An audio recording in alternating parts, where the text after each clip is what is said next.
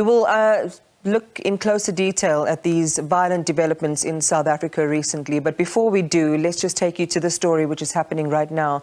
Turkey says it will investigate the extent of the collapse of buildings in the country's devastating earthquakes nearly a week ago. It has already ordered the detention of over 100 suspects who've been identified as being responsible for the collapse of some of the almost 25,000 buildings in 10 provinces following the quake and subsequent tremors. The death toll in Turkey and Syria has now exceeded 28,000. SABC News reporter Chriselda Lewis joins us live from the quake zone in Hatay in Turkey. Chriselda, good evening to you and welcome. We understand that more bodies have been pulled from the rubble.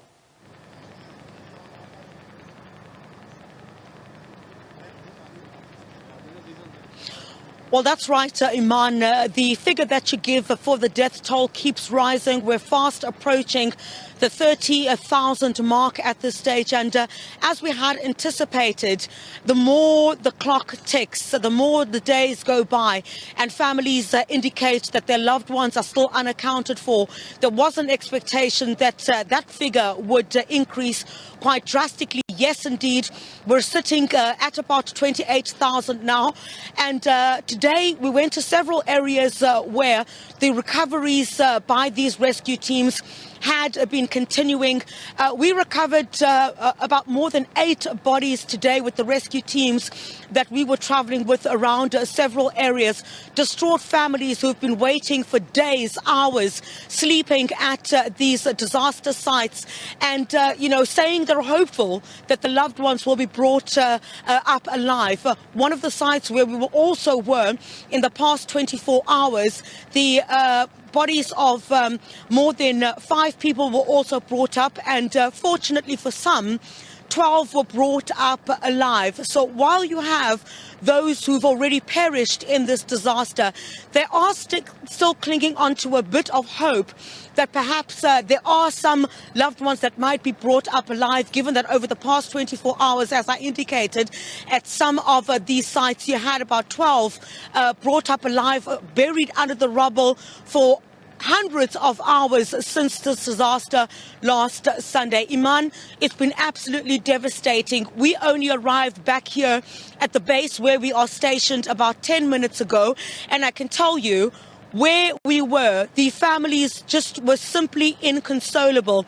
Understandably so, because they've been clinging on to the bit of hope that, there would be some positivity that will come from all of this. Remember, they've lost their homes.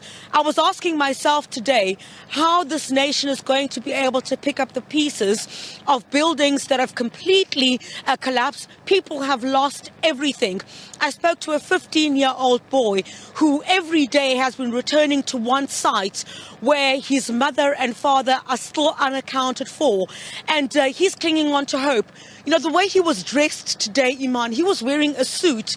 And I tried to communicate with him through our translator, and he kept smiling at me. And I asked him, does he not grasp the gravity of what has taken place?